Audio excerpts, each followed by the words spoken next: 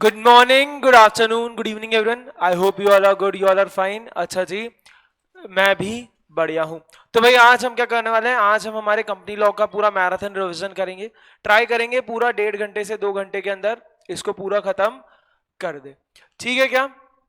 चलो स्टार्ट करते हैं विदाउट वेस्टिंग एनी टाइम। तो भाई कंपनीज एक्ट 2013 आया, उससे पहले कौन सा था previous company law? Companies act 1956। Companies act 2013 में कितने सेक्शन है सर? 470 सेक्शंस हैं, 29 चैप्टर्स हैं और 7 स्केड्यूल्स हैं। ठीक है। अच्छा, कंपनीज एक्ट किन किन पर लगता है सर? कंपनीज एक्ट लगता है companies incorporated under this act बोलते 2013 और एनी प्रीवियस कंपनी लॉ।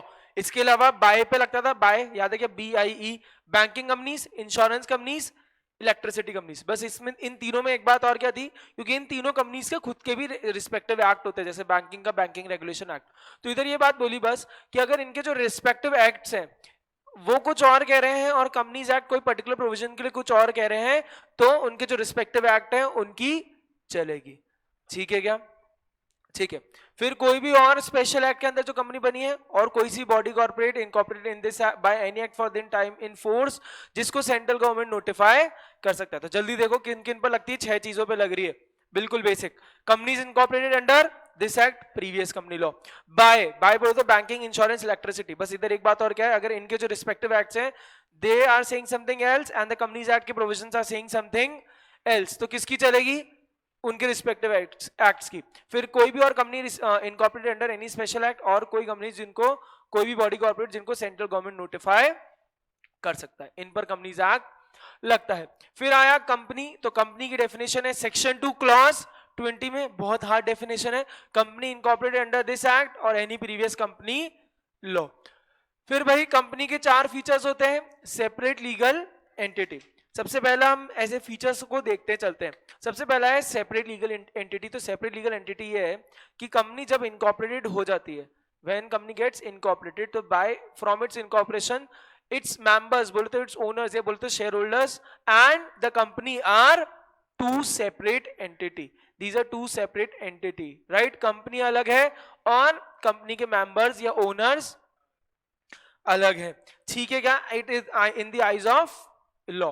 अच्छा, और मेंबर्स क्या कर सकते हैं? कंपनी के साथ कॉन्ट्रैक्ट कर सकते हैं, इवन क्या कहते हैं, लायबिलिटी भी इंकर कर सकते हैं, कॉन्ट्रैक्ट भी कर सकते हैं। ठीक है क्या? ठीक है। फिर इधर एक बात आई थी कि भाई a member does not have any insurable interest in the property of the company. यहाँ पे हमने केस लॉ देखा था, Macaura versus northern assurance company limited. तो भाई मकारा जी की कंपनी थी टिम्बर कंपनी, जिसके सारे shares except one was held by mister Macaura ji. वो कंपनी के मेजर क्रेडिटर भी थे। फिर हुआ क्या, कंपनी का टिम्बर का काम था, तो उन्होंने टिम्बर को इंश्योरेंस कराने गए, कंपनी का टिम्बर था, लेकिन उन्होंने किया क्या, जो इंश्योरेंस था खुद के नाम पे करा दिया। हुआ क्या, फिर बाद में आग लगी तो इंश्योरेंस कंपनी ने उनको कंपनसेशन देने से मना कर दिया। बोला क्यों? क्योंकि भाई ये कंपनी की प्रॉपर्टी है, ये आपकी प्रॉपर्टी नहीं है। भले ही आप कंपनी के मेजर शेयर होल्डर हो, एक तरह से कंपनी के ओनर ही आप हो, लेकिन फिर भी आपकी प्रॉपर्टी नहीं है, वो कंपनी की खुद की प्रॉपर्टी है। Why? Because of separate legal entity. Company की प्रॉपर्टी कंपनी के नेम के अगेंस्ट है। You do not even have an, क्या कहते हैं, insurable interest in the property of company. ठीक है क्या? समझ आया? चलो, सेकंड था परपेचुअल सक्सेशन। भाई परपेचुअल सक्सेशन क्या है कि sir members may come, members may go, but the company will continue forever. Law only can create it, law only can and it या डिसॉल्व इट। ठीक है क्या? भाई इसी चक्कर में कंपनीज कब से चली आ रही है। रिलायंस देख लो, धीरू भाई अंबानी ने बनाई थी, आज धीरू भाई अंबानी जी हैं क्या? नहीं, लेकिन कंपनी बंद हुई क्या? नहीं, नए मेंबर्स आ गए, राइट? ठीक है। तीसरा आया लिमिटेड लायबिलिटी। लेकिन यहाँ पे 3 चीजें होती है यहाँ पे, लेकिन 3 चीजें होती है कि लिमिटेड कंपनी, अनलिमिटेड कंपनी और गारंटी वाली। तो लिमिटेड कंपनी में लायबिलिटी कितनी होती है sir? Only the unpaid amount of shares held by the shares on the nominal value. मतलब मान लो 10 रुपए शेयर की फेस वैल्यू है, मैंने 6 रुपए पे कर दिए, तो मेरी लायबिलिटी कितनी? Only the unpaid value, that is 4 rupees. ठीक है क्या? ठीक है। गारंटी में भाई मैं इतनी लायबिलिटी है जितनी मैंने गारंटी दी है, और वो भी कब होगी? Only at the time of liquidation या वाइंडिंग अप। और लिमिटेड में भाई मेरी लायबिलिटी क्या है? लिमिटेड है, अनलिमिटेड है, सॉरी, अनलिमिटेड में मेरी लायबिलिटी क्या है? अनलिमिटेड है। ठीक है। फिर आया आर्टिफिशियल लीगल पर्सन। तो आर्टिफिशियल लीगल पर्सन क्या है भाई? Sir a company in the eyes of law exist करती है, ये सारे काम कर सकती है जो एक ह्यूमन करता है एक्सेप्ट लिविंग, राइट? तो इसलिए क्या है? आर्टिफिशियल लीगल पर्सन है। Company can acquire property on its own name, contract के अंदर एंटर कर सकती है, एसेट खरीद सकती है, एसेट बेच सकती है, इसको कोई कंपनी को कोई सू कर सकता है, company can sue on others. ठीक है क्या? ठीक है क्या? ठीक है। चलो अगला आया कॉमन सील। अब भाई ऑब्वियसली मैं कोई कॉन्ट्रैक्ट करता हूं तो मैं सिग्नेचर से प्रूव होता है अंशुल जैन ने कॉन्ट्रैक्ट किया। आप कोई भी कॉन्ट्रैक्ट करते हो तो आपके अंगूठे से पता चलता है कि आपने कॉन्ट्रैक्ट किया। लेकिन अब कंपनी का कैसे पता चलेगा? कंपनी तो एक्चुअल तो आर्टिफिशियल लीगल पर्सन है, तो इसलिए कौन करता है? Company by it's common seal prove होता है कि कंपनी उस कॉन्ट्रैक्ट के अंदर एंटर हुई है। ठीक है क्या? It is a proof. लेकिन भाई कॉमन सील एक मिडाइवल टाइम के जमाने की चीज है, भाई आज की तारीख में थप्पा लगता है क्या? नहीं। तो भाई क्या बोला? Now it is not compulsory for you to have a common seal. अगर कॉमन सील नहीं है तो क्या होगा? फिर कैसे ऑथराइजेशन होगा? या तो कंपनी के 2 डायरेक्टर ऑथराइज करेंगे उस ट्रांजेक्शन को, या कंपनी के अगर if the company has a CS तो 1 सीएस एंड 1 डायरेक्टर। ठीक है क्या? वापस सुन लो, अगर कंपनी ने कॉमन सील अपॉइंट नहीं किया तो ऑथराइजेशन कैसे होगा? सर कंपनी के 2 डायरेक्टर्स करेंगे अगर सीएस नहीं है तो, and if the company has a CS तो then the CS and 1 director. समझे सब? ठीक है। फिर हम आए थे कॉर्पोरेट व्हील थ्योरी। भाई कॉर्पोरेट व्हील थ्योरी क्या थी? सर कॉर्पोरेट व्हील एक ऐसा कंसेप्ट है, एक लीगल कंसेप्ट है where the company is identified separately from the members of the company. Corporate veil क्या है? ये मेंबर्स को शील्ड करता है from the liabilities connected by the company's action. की कंपनी ने कुछ गलत किया तो मेंबर्स बच जाएंगे। मतलब ये कंपनी, ये मेंबर्स, बीच में एक व्हील है, बीच में एक पर्दा है, that is the corporate veil which is what? Protecting the members against the actions of the company। जैसे कैप्टन अमेरिका की शील्ड उसको प्रोटेक्ट करती है, वैसे ही corporate veil protects the members of the company against the actions of the company. इसका एक leading case था Salomon versus Salomon company limited, जहां से कॉर्पोरेट व्हील वाली बात आई थी। केस लॉ ध्यान है क्या? थोड़ा बहुत मैं 1 से 2 मिनट में आपको पूरा केस लॉ पूरा वापस ध्यान दिलाता हूं। Salomon and versus and Salomon company limited थी। आप सबको ध्यान होगा सलोमान जी के खुद का एक शूज मैन्युफैक्चरिंग का बिजनेस होता है। फिर बाद में वो उसको क्या करते हैं? कंपनी में इनकॉर्पोरेट करते हैं, कंपनी का नाम बनता है सलोमान कंपनी लिमिटेड, और सलोमान कंपनी लिमिटेड क्या करता है? उनका जो बिजनेस है उसको अक्वायर कर लेता है, और उसके बदले सलोमान जी क्या लेते हैं? 20,000 शेयर्स लेते हैं, पाउंड 20,000 पाउंड के शेयर्स लेते हैं, 10,000 के सिक्योर्ड डिबेंचर लेते हैं, and the remaining in cash, and the remaining in cash. सुनना वापस, सलमान जी का खुद का बिजनेस होता है, फिर वो कंपनी खोलते हैं और वही कंपनी सलमान जी के बिजनेस को अक्वायर कर लेती है। तो सलमान जी का सोल प्रोप्राइटरशिप होता है, तो वहां तो मेंबर और कंपनी एक ही होते हैं। तो उसके अगेंस्ट सलमान जी कंपनी से क्या लेते हैं? खुद की कंपनी से 20,000 पाउंड के shares, 10,000 debentures of which are secured in nature and remaining in cash. इसके अलावा इनकी कौन कौन होते हैं? इनकी एक वाइफ होती है, एक डॉटर होती है, और 4 बच्चे होते हैं, जो सबको एक एक शेयर मिलता है, जिससे 7 लोग हो जाए। सलमान जी, बीवी जी, बेटी जी और 4 बच्चे जी, टोटल 7 हो गए। तो जिससे 7 सब्सक्राइबर हो जाते हैं तो कंपनी फॉर्म हो जाती है। ठीक है क्या? इसके बाद होता क्या है? After 1 year because of general trade depression company किस में चल जाती है? लिक्विडेशन में। लिक्विडेशन में हालत खराब हो जाती है, इंसॉल्वेंट हो जाती है। तो इंसॉल्वेंट के केस में होता क्या है? कंपनी की पोजीशन क्या होती है? एसेट्स बचते हैं केवल कितने? 6,000, और लायबिलिटीज होती है कितनी? लायबिलिटीज कितनी होती है भाई? 16,000। ठीक है, तो भाई आप सबको पता है जब भी क्या कहते हैं लिक्विडेशन होता है तो एसेट्स को बेचा जाता है और लायबिलिटीज को सेटल किया जाता है, राइट। लेकिन क्या यहाँ पे एसेट्स इतने हैं कि लायबिलिटी को सेटल हो जाए? नहीं। तो यहाँ पे होता क्या है? लायबिलिटीज क्या होती है? 10,000 की तो किन की होती है? सलमान जी की ही, क्योंकि याद करो सलमान जी की कैसे? सलमान जी क्या थे? सिक्योर्ड डिवेंचर वाले थे, सिक्योर्ड क्रेडिटर थे इन शॉर्ट में बोलूं तो। और 6,000 होती है किसकी? और अनसिक्योर्ड क्रेडिटर की। तो अब अनसिक्योर्ड क्रेडिटर क्या बोलते हैं?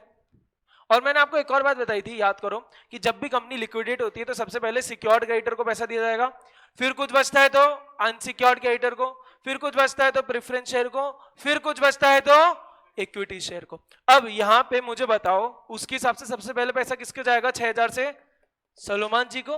तो इन लोगों की तो कुछ बात ही नहीं आनी अनसिक्योर्ड क्रेडिटर वालों की। तो इधर ही अनसिक्योर्ड क्रेडिटर कोर्ट में जाते हैं और बोलते हैं कि भाई सलमान जी का ही बिजनेस था पुराना, वही बिजनेस चल रहा है, सलमान जी ही मेजर शेयर होल्डर है और सलमान जी ही मेजर क्रेडिटर है, तो कंपनी और सलमान जी एक ही है, ये कोई सेपरेट लीगल लोग नहीं है, ये एक ही जन है, तो इनको कोई पैसा नहीं मिलना चाहिए, जैसे सोल प्रोप्राइटर के केस में होता है, राइट। पैसा किसको मिलना चाहिए? हमें मिलना चाहिए, सलमान जी को मिलना नहीं चाहिए। तो फिर लॉर्ड मैक नॉटन थे, नॉटी जी थे, इन्होंने क्या बोला कि कंपनी जैसी इनकॉर्पोरेट हो जाती है वैसे ही कंपनी अलग और उसका शेयर होल्डर, उसका मेंबर अलग, भले ही उस शेयर होल्डर के पास मेजर शेयर होल्डर है कंपनी का, सारे शेयर्स उसी के पास है, भले ही वो कंपनी का मेजर क्रेडिटर भी हो, तब भी वो अलग है, कंपनी अलग है। इसलिए पहला पैसा किसको दिया जाएगा? सलमान जी को दिया जाएगा। यहीं से कौन सा कंसेप्ट आया था? सेपरेट लीगल एंटिटी का। वापस से 1 मिनट में पूरा केस लॉ सुन लो, 1 मिनट ध्यान दो, सारी निगाहें मेरी तरफ। तो भाई सलमान वैसे सलमान कंपनी लिमिटेड का केस लॉ है, सलमान जी का खुद का बिजनेस होता है, वो बाद में स्कूल प्रोप्राइटरशिप का, वो बाद में उसको कंपनी बनाना चाहते हैं, तो कंपनी क्या करती है? उनके प्रोप्राइटरी बिजनेस को टेक ओवर कर लेती है, उसके बदले सलमान जी को क्या लेते हैं? सलमान जी कंपनी के 20,000 शेयर लेते हैं, 10,000 के सिक्योर्ड डिवेंचर लेते हैं और रिमेनिंग इन कैश। इसके अलावा उनकी बीवी जी, उनकी बच्ची जी, उनके 4 बेटे जी, सारे एक एक शेयर लेते हैं जिससे कंपनी फॉर्म हो जाए। आफ्टर 1 ईयर होता गया है, कंपनी लिक्विडेशन में जाती है, तो कंपनी की एक्चुअल पोजीशन ये होती है कि 6,000 पाउंड के एसेट बचे हैं और लायबिलिटीज 16,000 की बची है। तो भाई ऑब्वियसली मैंने अभी आपको बताया, तो ये पोजीशन क्या है? इतना इतना। तो पहला पैसा किसको जाएगा? सिक्योर्ड डिबेंचर को। तो इधर अनसिक्योर्ड क्रेडिटर बोलते हैं कि सर सलमान जी और कंपनी एक ही तो है, वही पहले वाला बिजनेस चल रहा है, वही अभी भी चल रहा है, यही मेजर शेयर होल्डर है, बाकी सबके पास तो एक एक शेयर है, और मेजर डिबेंचर होल्डर भी है, ये मेजर क्रेडिटर भी है, तो कंपनी और ये अलग ही है, तो इनको पैसा मत दो, पैसा हमें मिलना चाहिए। तो इधर लॉर्ड मैकनॉटन जी ने बोला था कि कंपनी जैसे ही इनकॉर्पोरेट हो जाती है तो कंपनी अलग, कंपनी के मेंबर अलग, भले ही दा बिजनेस जो है वो वही चल रहा है पुराना वाला ही, भले ही एक ही जना कंपनी का वर्चुअली पूरा मालिक वही है, भले ही वो वर्चुअली पूरा मेजर क्रेडिटर वही है, लेकिन फिर भी वो और कंपनी अलग है। इसलिए पहला पैसा किसको? इनको। ठीक है, क्या समझ आया? अब अगला क्वेश्चन आया कि सर आप सबको पता है सर कि जैसे हर चीज के फायदे हैं तो हर चीज के नुकसान भी होते हैं, और आपको पता है ये दुनिया कैसी है, जो गलत लूपहोल निकालती ही है, जो लूपहोल निकालती। तो अगला सवाल ये आया, सर क्या ये पर्दा को उठा सकते हैं? ये जो पर्दा बचा रहा है शेयर होल्डर्स को, जब ये शेयर होल्डर्स गलत काम करेंगे तो क्या इन कॉर्पोरेट व्हील को हम लिफ्ट कर सकते हैं क्या? और the corporate veil can be pierced और नॉट। तो हमने इधर 5 चीजें देखी थी जहां पर corporate veil can be lifted, जहां पे corporate veil can be lifted. तो सबसे पहले था to determine the character of the company, that is to find whether को एनिमी और फ्रेंड। यहाँ पे लीडिंग केस लॉ कौन सा था? Daimler company limited versus continental tyre and rubber company. अब याद रखना, continental tyre and rubber company कहाँ की कंपनी थी? जर्मनी की। डेलमर कंपनी लिमिटेड कहाँ की थी? इंग्लैंड की कंपनी थी, इंग्लैंड में इनकॉर्पोरेटेड थी। और ये डेलमर कंपनी लिमिटेड के जो मेजर शेयर होल्डर्स और मेजर डायरेक्टर्स थे वो कौन थे? जर्मनी के, जर्मन पीपल थे। सुनो वापस, हुआ क्या? Daimler company limited versus continental tyre and rubber company. Continental tyre rubber company कहां की कंपनी है? जर्मनी की। डेलमार कंपनी लिमिटेड कहां की कंपनी है? लंदन की, इंग्लैंड की, कुछ भी बोल लो, इंग्लैंड की है, इंग्लैंड की कंपनी है। ठीक है, अब इनके मेजर शेयर होल्डर्स या मेजर डायरेक्टर्स कौन है? जर्मन लोग। फिर होता क्या है? वर्ल्ड वॉर 1 होता है और जर्मनी और England were on the opposite sides. तो यहां पर इंग्लैंड की कंपनी जो डेलमर है, वहां पे ये देखा जाता है कि सिंस जिनसे हम डील कर रहे हैं, ये डेलमर कंपनी लिमिटेड जो है, इसके जो मेजर होल्डर्स कौन है? जर्मनी के, which are of the enemy country. तो उनके लोगों की वजह से, जर्मनी पीपल की वजह से डेलमर कंपनी लिमिटेड को क्या बोल दिया गया था? Enemy company. समझा क्या? तो यहां पर on the basis of the shareholder we determine the character of the company. समझे? That was Daimler. ठीक है, सेकंड आया टू प्रोटेक्ट रेवेन्यू और टैक्स। तो यहाँ पे वो दिनशॉ मैकेंजी पैटेट वाला केस लॉ था, जहां पे क्या था कि असेसी क्या कर रहा था, उसको भाई डिविडेंड और इंटरेस्ट से बहुत सारी इनकम मिल रही थी, तो उसको टैक्स बचाना था। तो उसने क्या किया? उसने एक नई कंपनी क्रिएट करी, उस डिविडेंड और इनकम से उसके शेयर खरीद लिए, और वही इनकम से वापस कंपनी से एज अ लोन खुद को वापस पैसा ले लिया। और इससे कर क्या रहा था? वो टैक्स को बचा रहा था। किया क्या उसको? भाई एक असेसी था जिसको खूब पैसा मिल रहा था डिविडेंड और इंटरेस्ट से, तो उसको उस पर टैक्स नहीं देना था, तो उसने क्या किया? फालतू कंपनी क्रिएट करी, शैम कंपनीज क्रिएट करी, उधर उन डिविडेंड इंटरेस्ट से उनके शेयर्स खरीदे और वो पैसा वापस एज अ लोन खुद को ले लिया, तो पैसा गया, पैसा वापस घुमा के खुद को ले लिया, इससे टैक्स बचाने की कोशिश कर रहा था, तो ऑब्वियसली यहां पर भी कॉर्पोरेट व्हील वाज लिफ्टेड। ठीक है, याद आया सबको? ठीक है, तीसरा था to avoid a legal obligation, तो इसका भाई सबसे मेन केस लॉ क्या है? Workman and association rubber industry limited versus associated rubber industry limited. यहां पे क्या था भाई? ए लिमिटेड कंपनी थी जिसने बी लिमिटेड कंपनी के 4,50,000 के शेयर्स खरीदे थे और अपने वर्कर्स को बोला था कि जितना बी लिमिटेड डिविडेंड के थ्रू मुझे देगी हमारे पीएनएल में, ए लिमिटेड के पीएनएल में जितना डिविडेंड मिलेगा फ्रॉम बी लिमिटेड, उसके बेसिस पे हम आप वर्कर्स का बोनस डिसाइड करेंगे। फिर कंपनी ने क्या किया? आफ्टर सम टाइम ये जो एक सब्सिडरी खोली सी लिमिटेड और उसमें बी लिमिटेड के जो सारे शेयर्स थे वो ट्रांसफर कर दिए। अब शेयर्स किधर चल गए? सी लिमिटेड में, तो सी लिमिटेड के पीएनएल में आएंगे, ए लिमिटेड के पीएनएल में आएंगे क्या? नहीं। तो कंपनी ने बोल दिया भाई कि अब किस बात का बोनस दे आपको, जब हमारे पीएनएल में डिविडेंड ही नहीं आ रहा। तो उधर वर्कर्स चल गए थे कि भैया ये कंपनी का कुछ काम नहीं है, ये कंपनी बस was made to avoid a legal obligation that was the bonus which was due to us। तो यहां पे भी सी लिमिटेड को हटा दिया था। समझ आई क्या बात? एक सेकंड वापस देख लो जल्दी जल्दी। भाई ए लिमिटेड कंपनी थी, उसने क्या किया? बी लिमिटेड में 4,50,000 रुपए के शेयर्स खरीदे। फिर क्या बोला कि बी लिमिटेड जो हमारे को डिविडेंड डिस्ट्रीब्यूट करेगी, एंड डिविडेंड कहां शो होगा? ए लिमिटेड के पीएनएल में, इसके बेसिस पे we will give the bonus to the workers, right. फिर आफ्टर सम टाइम क्या हुआ? आफ्टर सम टाइम क्या हुआ? ए लिमिटेड ने क्या किया? ये जो शेयर्स थे बी लिमिटेड के, इसको एक नई कंपनी बनाई सी लिमिटेड, जो क्या थी? ए लिमिटेड की सब्सिडरी थी, और ये सारे शेयर्स कहां? सी लिमिटेड में ट्रांसफर कर दिए। अब शेयर्स के मालिक एक्चुअल में कौन हो गया? C limited. तो ये जो डिविडेंड था ये अब ए के पीएनएल में आएगा क्या? नहीं। अब ये जो डिविडेंड था ये किसको मिलेगा? सी लिमिटेड को। तो सी लिमिटेड के पीएनएल में आएगा, मैं बोलूं तो? हाँ या ना? करेक्ट। तो भाई अब इधर पीएनएल में नहीं आएगा, इधर आएगा। तो इनके पीएनएल में आ रहा है, तो वर्कर्स को हम कुछ बोनस देंगे क्या? नो, क्योंकि वर्कर्स को क्या बोला था? हमारे जो पीएनएल के अंदर आएगा उसके बेसिस पे हम आपको बोनस देंगे। तो यहां से फिर क्या देखा जाता है कि ये जो कंपनी है इसका कुछ काम ही नहीं है, बस ये क्यों फॉर्म हुई थी? To avoid a legal obligation, and that was the bonus which was to be given to workers. तो इसलिए यहां पे भी कंपनी का कॉर्पोरेट भी लिफ्ट कर दिया था। समझे? ठीक है।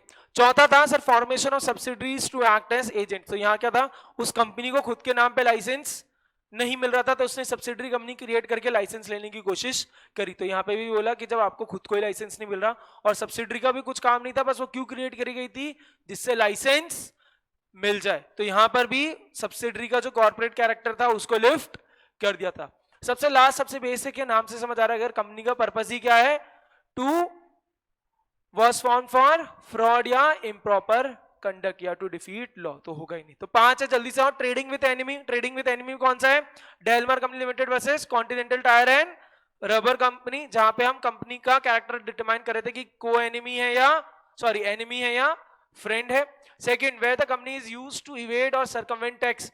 डिनशॉ मैकेंजी पैटेट वाला, जहां उसके पास खूब सारा डिविडेंड इंटरेस्ट आ रहा था, तो उसने कंपनी क्रिएट करी, शेयर्स खरीद लिए, वहीं से लोन लेके पैसा घुमा लिया। तीसरा था to avoid a legal obligation, workman associated वाला वर्सेस एसोसिएटेड रबर इंडस्ट्री, ये वाला। ठीक है। चौथा कि जब companies are formed as subsidiaries to act as their agents, और last when the company is incorporated for some illegal और इम्प्रॉपर पर्पस। ठीक है क्या? समझ आया सबको? चलो, classes incorporated under this act. तो भाई सबसे पहले on the basis of liability, तो कंपनी लिमिटेड बाय शेयर्स। तो यहां पर ये हम लिमिटेड लायबिलिटी वाले कंसेप्ट में पढ़ चुके हैं तीनों को। तो कंपनी लिमिटेड बाय शेयर्स, तो जहां पे मेंबर्स की liability is limited by their shares, and उनकी लायबिलिटी कितनी है? Only the unpaid value on the nominal value of the shares, कि शेयर की जो भी नॉमिनल वैल्यू है उस पे जो अनपेड अमाउंट है, 10 रुपए का शेयर है, मैंने 6 रुपया दे दिया, मेरी लायबिलिटी कितनी? मेरी लायबिलिटी कितनी? 4 रुपए पर शेयर। ठीक है क्या? दूसरा क्या है? Company limited by guarantee. तो यहां पे क्या है? जितनी मेंबर्स ने गारंटी दे रखी है वितनी ही उनकी लायबिलिटी, और ये भी कब मंगवाएंगे, only at the time of winding up. मैंने आपको इसके एग्जांपल लिखवाए थे क्या, लिमिटेड बाय गारंटी के, डॉक्टर रेड्डी रिसर्च फाउंडेशन लिखवाया था, एएमएफ फाउंड्रीज लिखवाया था, भारत एग प्रोड्यूसर्स एसोसिएशन लिखवाए थे, 3 एग्जांपल लिखवाए थे, याद है क्या, डॉक्टर रेड्डीज रिसर्च फाउंडेशन, ये सब मैंने आपको एग्जांपल लिखवाए थे, AMF foundries private limited, Bharat egg producers association मैंने आपको नाम भी लिखवाए थे, ठीक है। फिर लास्ट आया कौन सा, अनलिमिटेड कंपनी, यहाँ पे दिख ही रहा है नाम से कि मेंबर की liability is unlimited, there is no limit on the liability of members, liability ceases when he ceases to be a member, ठीक है। वाइंडिंग अप के पहले अनलिमिटेड रहती है, यहाँ पे भी मैंने आपको एग्जांपल दिखाया था क्या, Aditya housing and infrastructure private limited लिखवाया था, एक एमवे वाला भी लिखवाया था, ठीक है। चलो याद आया क्या तीनों लायबिलिटी वाला। अब आया on the basis of members, on the basis of members, सबसे पहले कौन सा, 1 person company, 1 person company, very important, section 2 clause 62। तो क्या 1956 वाले एक्ट में थी क्या 1 पर्सन कंपनी, नहीं सर, 2013 वाले एक्ट में ही 1 person company, 1 person company is what, it is a private limited company. यहां पे sir there is only 1 person as member, और मिनिमम पेड अप कैपिटल कोई रिक्वायर नहीं। आप समझो, आपने अपन ने अभी परपेचुअल सक्सेशन वाला कंसेप्ट देखा, तो लेकिन एक मेंबर को कुछ हो गया तो कंपनी तो बंद, तो इसलिए यहां पर एक और कंसेप्ट आता है किसका, जो भी एक मेंबर होगा वो अपना एक नॉमिनी बताएगा, जो भी एक मेंबर है वो अपना एक नॉमिनी बताएगा, और उस नॉमिनी का नाम हम कहां पे लिखेंगे, हमारे एमओए के अंदर, the name of the other person, बोले तो nominee will be indicated under MOA, जो in the case of death of the subscriber, बोले तो डेथ ऑफ द मेंबर और is incapacity to contract will become the member of the company. अब अगली बात आई है, बिना पूछे नॉमिनी बनाते क्या, नहीं सर, नॉमिनी के आपको क्या चाहिए, प्रायर रिटर्न कंसेंट। ए तुम बोले सर व्हाट्सएप की चैट भेज दूंगा, व्हाट्सएप की चैट चलेगी क्या, नहीं, व्हाट्सएप पे वॉइस नोट चलेगा क्या, नहीं भाई सर, प्रायर रिटर्न कंसेंट चाहिए नॉमिनी बनने से। अच्छा अगली बात आई, सर क्या विड्रॉ कर सकता है क्या कंसेंट, वो जी वो बिल्कुल सर विड्रॉ कंसेंट कर सकता है। क्या सर आप रिमूव कर सकते हो, yes you can also remove the nominee. अगला क्वेश्चन मेरा आप सबसे, will this amount to alteration of MOA, no this will not amount to alteration of MOA, ठीक है। अब सबसे मेन बात आई यहां पर इनकी एलिजिबिलिटी, इस पे अमेंडमेंट है, मैंने आपको अमेंडमेंट वाली क्लास में भी बताया था, एलिजिबिलिटी याद है क्या सर, नेचुरल पर्सन और इंडियन सिटीजन, और ये रेसिडेंट वाले में अमेंडमेंट हुआ था, अब 182 डेज की जगह not less than 120 days, resident वाले में अमेंडमेंट हुआ था, whether a resident or not but has stayed in India for not less than 120 days in the immediately preceding financial year। कल हमने कहा अमेंडमेंट वाली क्लास में हमने इसका क्वेश्चन भी किया था, जो आरटीपी में मैंने आपको बोला था। इसके बाद क्वेश्चन नंबर 20 देखना, दोनों के लिए, मेंबर और नॉमिनी दोनों के लिए, कि नेचुरल पर्सन होना चाहिए मेरी तरह, कंपनी वंपनी नहीं बन सकती, मुकेश भाई मेरी नॉमिनी नहीं बन सकते, रिलायंस इंडस्ट्री लिमिटेड, राइट, वो नहीं बन सकते क्योंकि नेचुरल पर्सन केवल। अगला Indian citizen, right, Angelina Jolie मुझे फोन करके बोल रही है, या डकोटा जॉनसन फोन करके बोल रही है नॉमिनी बनने के लिए, तो वो भी नॉमिनी नहीं बन सकते, क्यों, क्योंकि वो इंडियन सिटीजन नहीं है, ठीक है। अगला 182 डेज, सॉरी 182 डेज है क्या, अब नहीं, अब 120 डेज है। मान लो मोदी जी मुझे बोले कि आपके नॉमिनी बनना है, तो मैं बोलूंगा मोदी जी आपका ट्रेवल हिस्ट्री दिखाओ पिछले साल की, अगर वो इंडिया में 120 डेज या उससे ज्यादा रहे तो बन जाएंगे, वरना नहीं रह सकते, ठीक है। क्या मैं एक कंपनी से ज्यादा का मेंबर या नॉमिनी हो सकता हूं, नो। क्या कोई माइनर ओपीसी का मेंबर या नॉमिनी बन सकता है, नो। क्या ये कंपनी सेक्शन 8 के अंदर कन्वर्ट हो सकती है, नो।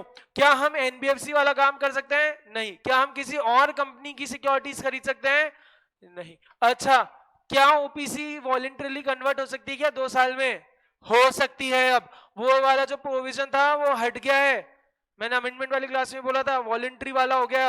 अब जब चाहो तब कन्वर्ट हो जाओ, कोई दिक्कत नहीं है, नहीं होना मत हो, ज्यादा है वो 50 लाख से ज्यादा भी हो गई, 2 करोड़ से ज्यादा हो गई तो भी कंपलसरी कन्वर्जन भी नहीं रहा, और वो 2 साल का जो वॉलंटरी पीरियड होता था वो भी नहीं रहा। Now the OPC can convert voluntarily, ठीक है क्या? और आपने कुछ लफड़े कर दिए तो फाइन जो 10,000 से विच में extend to 10,000 and 1,000 for every day. कल जो आरटीपी में जो हमने क्वेश्चन किया था उसका पार्ट बी याद करो, अगर कॉन्ट्रवीन करते हैं तो ये है। समझा सबको? सबको याद रखना, इसके अंदर 2 अमेंडमेंट है, बहुत ज्यादा चांसेस है ओपीसी से क्वेश्चन आने के। 2 अमेंडमेंट क्या? 120 डेज वाला और दूसरा हट गया है, ओमिट हो गया है। नाउ वॉलंटरी कन्वर्जन हो सकता है क्या? यस।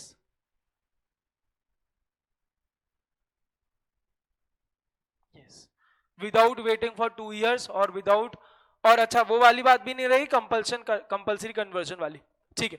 अगला अगला आया कौन सा? Private company. Private company section 2 clause 68। तो प्राइवेट कंपनी क्या है? Means a company having a minimum paid of capital as may be prescribed and by which is articles. 3 चीजें थी, याद करो। एलआरपी, एल बोले तो limits its members up to 200, R बोले तो sir restricts the transfer right to transfer shares, P बोले तो sir prohibits invitation to the public, prohibits invitation to the public. याद आएगा? Private company means a company having a minimum paid up share capital as may be prescribed and by which its articles restricts the members up to 200, restricts the right to transfer shares and prohibits any invitation to the public for any securities of the company। सुनना, सबसे important बात इसमें एक और आई, ये limit वाली बात में किनको काउंट नहीं करते? 200 में किनको काउंट नहीं करते? Present employ cum members and erstwhile employ cum members, मतलब जो प्रेजेंट में एम्प्लॉय भी है मेंबर भी है उनको 200 में काउंट नहीं करेंगे। पुराने एम्प्लॉय थे तब मेंबर थे लेकिन अब वो एम्प्लॉय नहीं है but they are still continuing to be the member, उनको भी हम इसमें काउंट नहीं करेंगे। मिनिमम लोग कितने चाहिए प्राइवेट कंपनी बनाने के लिए सर? 2, मैक्सिमम 200। 200 में किनको काउंट नहीं करेंगे? Present employ cum members and erstwhile employ cum members. 1% company can only be formed as a private company, small company can also be only formed as a private company. Minimum number of directors कितने चाहिए? 2। अब अगला है small company, यहां पे भी amendment है, यहां पे भी अमेंडमेंट है, कल वाली क्लास में भी देखा था अमेंडमेंट वाली क्लास में। तो स्मॉल कंपनी क्या है सर? सेक्शन 2 क्लॉज 85 ने बोला small company means a company other than a public company, तो इसका मतलब एक नाम से समझ आ गया केवल प्राइवेट कंपनी ही स्मॉल कंपनी हो सकती है। विच जिसका paid up share capital shall not exceed 2 crore and turnover shall not exceed 20 crore. याद करना, अमेंडमेंट हो गया 50 लाख 2 करोड़ हो गया है और 2 करोड़ 20 करोड़ हो गया है, पता है ना भाई? Paid up share capital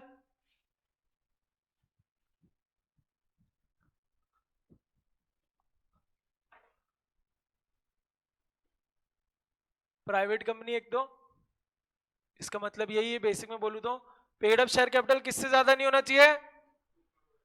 2 crore से ज्यादा नहीं होना चाहिए और टर्नओवर 20 करोड़ से ज्यादा नहीं होना चाहिए।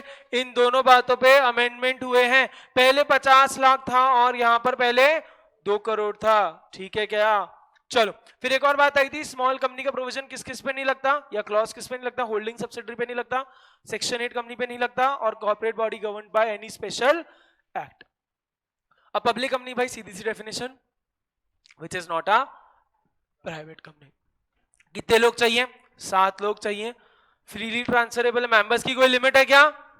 नो लिमिट, ठीक है। चलो आ जाओ, अब आया on the basis of control. हमने लायबिलिटी के बेसिस पे देख लिया लिमिटेड अनलिमिटेड गारंटी, मेंबर्स के बेसिस पे देख लिया ओपीसी प्राइवेट एंड पब्लिक। अब अगला आया on the basis of control.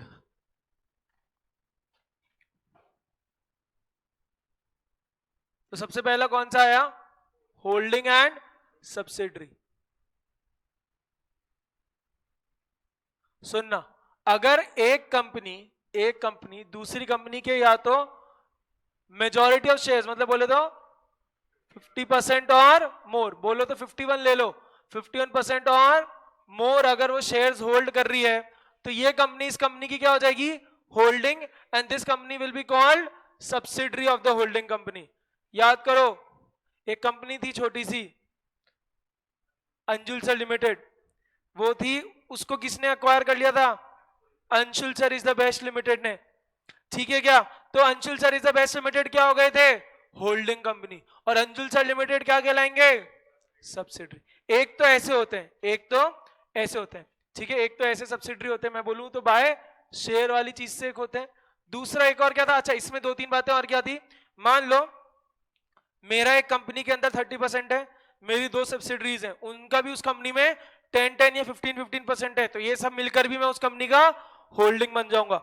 अच्छा अगर मैं किसी कंपनी का होल्डिंग हूं तो मेरी सब्सिडरी मान लो किसी कंपनी की होल्डिंग है, तो वो सब्सिडरी की भी सब्सिडरी की भी का भी मैं होल्डिंग कंपनी में ही कहलाऊंगा। अच्छा और मान लो मैं एक कंपनी हूं जिसकी 3-4 सब्सिडरीज हैं, तो उन 3-4 सब्सिडरीज को क्या कहेंगे? Fellow subsidiaries. याद आया सबको?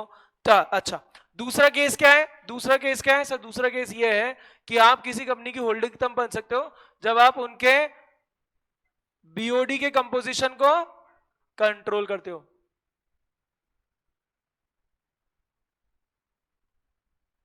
कंट्रोल करते हो मतलब इसका मतलब क्या है सर? एक कंपनी दूसरी कंपनी के जो बोर्ड ऑफ डायरेक्टर्स हैं उनके या तो मेजॉरिटी को या एवरीवन को या तो रिमूव कर सकती है या अपॉइंट कर सकती है without the approval of this company. मतलब Kritika ma'am company, Anjul sir company, तो कृतिका मैम कंपनी ने अंजुल सर की कंपनी के सारे डायरेक्टर्स को हटा दिए, ठीक है, या अंजुल सर के परिवार के सारे लोगों को हटा दिया, उनके सारे खुद के घर के सारे लोगों को डायरेक्टर बना दिया, तो भी वो होल्डिंग कंपनी कहलाएंगी। अच्छा सारे नहीं हटाए लेकिन मेजॉरिटी हटा दिए तो भी होल्डिंग कंपनी कहलाएगी। समझा? तो होल्डिंग कंपनी बनने के लिए दो चीजें हैं, या तो आप you have more than 1/2 of the voting power, भाई वोटिंग पावर शेयर से ही आती है, ठीक है, more than 1/2 of the voting power, या और you control the composition of BOD. Control the composition of BOD का मतलब क्या है कि हम उस कंपनी के डायरेक्टर्स को, बीओडी के मेजॉरिटी डायरेक्टर्स को या तो अपॉइंट कर सकते हैं या रिमूव कर सकते हैं, सबको भी रिमूव कर सकते हैं, ठीक है, विदाउट देयर अप्रूवल। अच्छा एक बात और ध्यान रखना बस कि मैं अगर मेरी कोई सब्सिडरी है वो भी किसी की होल्डिंग है तो वो वाली जो उसकी सब्सिडरी है वो भी मेरी सब्सिडरी कहलाएगी। मैं एक कंपनी में 40% रखता हूं और मेरी सब्सिडरीज का भी उनमें कोई होल्डिंग है और वो सब कुछ सारा टोटल मिलकर भी 51% से ज्यादा हो गया तो भी वो मेरी सब्सिडरी कहलाएगी। समझे क्या आप सब?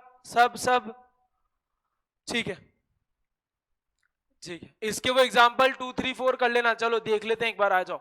A will be subsidiary of B if B controls the composition of BOD of A, that is if B can without the consent or approval of any other person appoint or remove a majority directors of A. A will be a subsidiary of B if holds more than 50% of the share capital of A.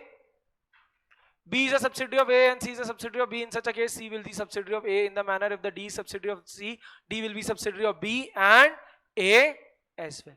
अच्छा इसको एक 50% से ज्यादा कर लेना क्योंकि majority आ गया, ठीक है, समझे क्या सारे? अब अगला आया, इधर एक और बात थी कि अगर पब्लिक कंपनी की कोई सब्सिडरी है and that is a private nature, तो उसका क्या कैरेक्टर मानेंगे? तो उसका कैरेक्टर भी क्या मानेंगे? पब्लिक ही। पब्लिक की सब्सिडरी प्राइवेट तो उसका कैरेक्टर क्या? पब्लिक। समझे? ठीक है। अगला है एसोसिएट कंपनी। तो एसोसिएट कंपनी क्या है? If you have significant influence in that company and less than the, कि आप उसकी होल्डिंग बन जाओ उससे कम, मतलब मैं बोलूं तो 20% या उससे ज्यादा और 50% से कम, तो आप क्या कहलाओगे? Associate company. And it includes joint venture. तो देखो, means a company in which that other company has a significant influence. Significant influence बोले तो 20% या उससे ज्यादा, but which is not a subsidiary. तो नॉट अ सब्सिडरी मतलब 50% से कम, यानी 20% या उससे ज्यादा और 50% से कम। तो ये वाला अगर केस होता है तो उसको हम क्या कहते हैं? Associate company of the, but which is not a subsidiary of the company having such influence and includes a joint venture. अच्छा अगली बात आई टोटल शेयर कैपिटल में क्या क्या आता है? तो paid up equity share capital आता है और कन्वर्टेबल प्रेफरेंस शेयर कैपिटल आते हैं। ठीक है, अगला आया on the basis of access to capital. On the basis of access to capital, तो इधर आया लिस्टेड कंपनी। लिस्टेड कंपनी में भी अमेंडमेंट है क्या? यस, लिस्टेड कंपनी में भी अमेंडमेंट है। डेफिनेशन सेम है कि it is a company which has any of its security listed on any recognised stock exchange. लेकिन यहाँ पे एक अमेंडमेंट हुआ, वापस सुन लो। Provided that such companies who have, सुन लो, provided that such companies who have security listed on any stock exchange or intends to get its securities listed on any stock exchange, provided that as may be prescribed in consultation with SEBI, such companies will not be called listed company. यहाँ पे क्या बोला, भले ही कोई company मान लो listed exchange पे है या होने वाली है, लेकिन फिर भी central government in consultation with SEBI मना कर सकता है कि ये क्लास ऑफ कंपनीज नहीं है, ये लिस्टेड कंपनीज नहीं है. ठीक है, unlisted company other than listed company.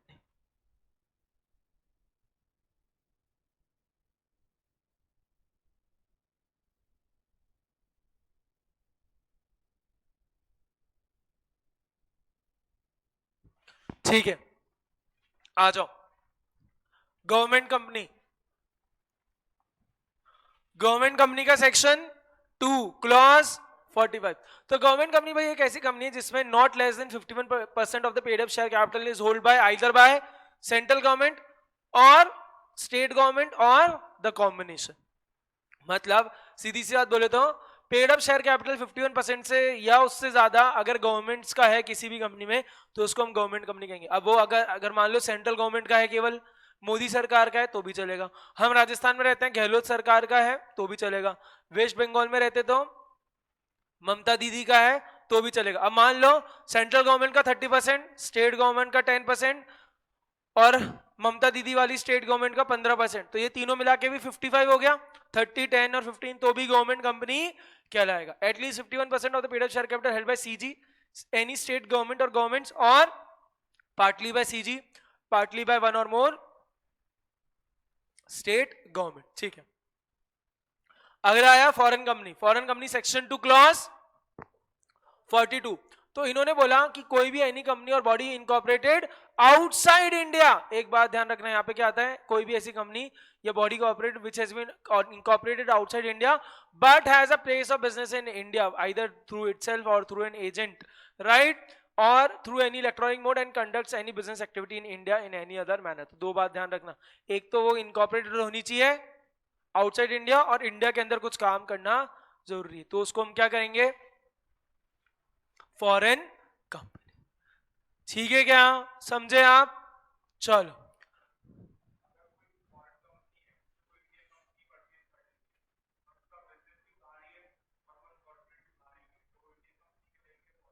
Indian company को अगर खरीद लिया तो इंडियन कंपनी कहलाएगी, तो वो तो इंडियन कंपनी के नेचर से होगी, और उसका काम अगर इंडिया में नहीं है तो उसको मतलब नहीं है, वो फिर फॉरेन कंपनी में डेफिनेशन में नहीं आएगी. फॉरेन कंपनी की डेफिनेशन के लिए दो चीजें हैं, इनकॉर्पोरेटेड आउटसाइड इंडिया और इंडिया के अंदर काम करना जरूरी है. ठीक है, अगला आया section 8 company, very important. Section 8 company कौन सी company? Companies formed with charitable objectives. ध्यान रखना.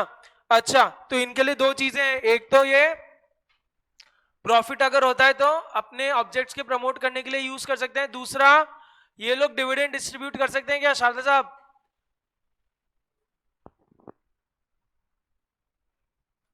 हाँ, they can not distribute dividend to its members. Share holders को डिविडेंड डिस्ट्रीब्यूट नहीं कर सकते. दो चीजें हैं, प्रॉफिट कुछ हुआ तो they can apply only to promote their objects, ठीक है, एंड दूसरा मेंबर्स को डिविडेंड डिस्ट्रीब्यूट कर सकते हैं. क्या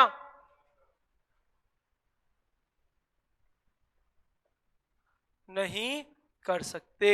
ठीक है, क्या इन कंपनीज को पीछे लिमिटेड या प्राइवेट लिमिटेड कुछ लगाना जरूरी है क्या? नो, इनको कुछ भी लगाना जरूरी नहीं है, विदाउट इसके ही काम कर सकते हैं. इसलिए हमने एग्जांपल देखा था FICCI, ASSOCHAM, national sport club of India, CII, ये सारी चीजें हमने देखी थी. ठीक है, इसके अलावा यहाँ पे अगर आपको सेक्शन 8 वाला काम करना होता है तो आपको सेंट्रल गवर्नमेंट से लाइसेंस लेना पड़ता है. सेंट्रल गवर्नमेंट आप एप्लीकेशन दोगे, वो देखेगा सही है क्या, तो आपको लाइसेंस दे देगा. ठीक है, और without the use of name. अब अगली बात आई, आपने लाइसेंस ले लिया, चैरिटी के नाम पे बाबा का ढाबा की तरह आपने ऐसी तैसी कर दी सबकी. ठीक है, क्या तो आपका लाइसेंस ले सकते हैं क्या? तो yes, your licence can be revoke. Your licence can be revoke. कैसे कैसे हो सकता था? अगर आपने कोई कॉन्ट्रवीन्स करी कंडीशन, राइट, जिसके बेसिस पे आपको लाइसेंस मिला या जिस रिक्वायरमेंट के अंदर. ठीक है, सेकंड, वायोलेटिव ऑफ द ऑब्जेक्ट्स. जो भी ऑब्जेक्ट्स आपके थे आपने उनको वायोलेट किया, आप फ्रॉडुलेंटली काम कर रहे हो या आप जो भी काम कर रहे हो that is prejudicial to public interest. याद आया क्या? इन 4 चीजें अगर आपने करी, मतलब इनमें से कुछ भी चीज किया, तो आपका लाइसेंस कैंसिल हो जाएगा। क्या कि आपने कोई कॉन्ट्रवीन करी कंडीशन जिसके बेसिस पे आपको लाइसेंस मिला। ठीक है। सेकंड, आपके ऑब्जेक्टिव्स आर व्हाट? वॉयलेटिव। आपने जो भी काम किया, आपके ऑब्जेक्ट्स नहीं, सॉरी, आपने जो काम किया that is violative of the objects. तीसरा, फ्रॉडलेंटली अफेयर्स कर रहे हैं, आपके काम में फ्रॉडबाजी हो रही है। और चौथा, प्रेजुडिशियल टू पब्लिक इंटरेस्ट। तो आपका लाइसेंस कैंसिल कर सकते हैं, रिवोक कर सकते हैं। और रजिस्ट्रार क्या करेगा? सेंट्रल गवर्नमेंट क्या करेगा? आपके नाम के पीछे रजिस्ट्रार क्या करेगा? लिमिटेड या प्राइवेट लिमिटेड लगा देगा। बस हमेशा एक चीज होती है, मैंने आपको लॉ में बताया था, हमेशा सजा देने से पहले क्या मिलता है? अपॉर्चुनिटी ऑफ बीइंग हर्ड मिलता है। ठीक है। इसके अलावा एक और बात आई, order of the central government में 2 चीजें हो रही। इसके अलावा सेंट्रल गवर्नमेंट क्या कर सकता है? या तो आपको अमेलगमेट कर देगा। अमेलगमेट किसके साथ करेगा? With another section 8 company having similar objects, having similar objects. या आपको वाइंडिंग अप के लिए ऑर्डर दे सकता है। ठीक है क्या? इसकी पेनल्टी पनिशमेंट में हुआ है क्या अमेंडमेंट? ये नालायक को कल बढ़ाया है। हाँ, इसकी पेनल्टी पनिशमेंट में भी अमेंडमेंट हुआ है। अमेंडमेंट क्या हुआ है? सब कुछ सेम है, बस चक्की पीसिंग हट गई है। तो भाई इधर की पेनल्टी क्या थी कि कंपनी को मिनिमम 10 लाख का फाइन मिल सकता है, मैक्सिमम 1 करोड़ का। And every director and officer in default को क्या मिलेगा? मिनिमम 25,000 का, मैक्सिमम 25 लाख का। और अगर if the affairs were conducted fraudulently then the penalty will be applicable as per 447। समझे क्या? इंप्रिजनमेंट हट गया है, जेल मत भेज देना अब उनको एग्जाम में। ठीक है, चलो। अच्छा, इनके पास 2-3 फायदे और थे कि ये जनरल मीटिंग बुला सकते हैं 14 डेज में इंस्टेड ऑफ 21 डेज। इनके पर मिनिमम नंबर ऑफ डायरेक्टर्स वगैरह अप्लाई नहीं करते। और दूसरा, इनको एनआरसी एसआरसी वगैरह फॉर्म करने की जरूरत नहीं। 1 मिनट में वापस सुन लो सेक्शन 8 कंपनी पूरा। सेक्शन 8 कंपनी क्या है? Sir, companies found for charitable objectives, they can only apply their profit to promote their objectives. Second, they can not distribute dividend to their members. यहाँ पे हम सेंट्रल गवर्नमेंट को apply करते हैं, वो लाइसेंस दे देता है कि हाँ भाई कर लो सेक्शन 8 का काम, फिर रजिस्ट्रार आपको लाइसेंस देके इनकॉर्पोरेट कर देता है। You can incorporate the company without adding the word limited और private limited to your suffix. ठीक है। फिर यहाँ पे बोला लाइसेंस रिवोक भी हो सकता है। ये 4 केसेस हुए। तो इसके अलावा ऑर्डर सेंट्रल गवर्नमेंट क्या कर सकता है? आपको अमेलगमेट कर देगा सेक्शन 8 कंपनी के साथ हैविंग सिमिलर ऑब्जेक्टिव्स या वाइंडिंग अप का ऑर्डर दे देगा। ठीक है। पेनल्टी वाला आपको ध्यान ही है, अभी बताया था अमेंडमेंट हुआ है पेनल्टी पर, तो ध्यान देना। ठीक है, चलो अगला आया डोरमेंट कंपनी। तो डोरमेंट कंपनी का सेक्शन क्या है? 455। तो यहाँ पे क्या हुआ? आपने कंपनी फॉर्म करी है फॉर फ्यूचर प्रोजेक्ट या टू होल्ड एनी एसेट और इंटेलेक्चुअल प्रॉपर्टी जिसमें आज की तारीख में कोई भी सिग्निफिकेंट अकाउंटिंग ट्रांजैक्शन नहीं हो रहा। क्या बोला आपने? कि ऐसी कंपनी बनाई है जिसका काम क्या? केवल एसेट को होल्ड करना फॉर फ्यूचर पर्पस, उसमें आज की तारीख में कोई भी सिग्निफिकेंट अकाउंटिंग ट्रांजैक्शन नहीं हो रहा। And what is a significant accounting transaction? तो दे रखा है हमारी बुक में भी कि एनी ट्रांजैक्शन अदर देन, मतलब ये जो 4 ट्रांजैक्शन हम पढ़ेंगे इसके अलावा जो भी ट्रांजैक्शन है those are significant accounting transaction. तो रजिस्ट्रार को फी कर रहे हो, फीस पे कर रहे हो, not a significant accounting transaction. Requirements के लिए पेमेंट कर रहे हो, not a significant accounting transaction. Share allot कर रहे हो, नहीं है। पेमेंट वगैरह कर रहे हो, that is not also a significant accounting transaction. अगली बात है इनएक्टिव कंपनी। क्या?